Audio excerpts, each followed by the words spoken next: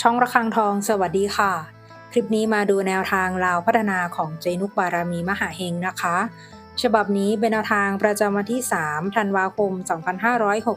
2568เจนุกให้เด่นที่ 5ฟันที่5นะคะตัวเน้น58ชุด2ตัว51 52 53ชุด3ตัว627แนวทางโดยเจนุกบารมีมหาเฮงค่ะแนวทางมีเข้ามีหลุดนะคะถ้าใครเห็นเลขแล้วชอบค่อยตามแต่ถ้าไม่ชอบปล่อยผ่านก่อนได้เลยค่ะฝากกดไลค์กดแชร์กดติดตามพร้อมกดกระดิ่งแจ้งเตือนเพื่อที่จะไม่พลาดคลิปใหม่ๆจากช่องระฆังทองด้วยนะคะขอบพระคุณทุกท่านที่เข้ามารับชมค่ะ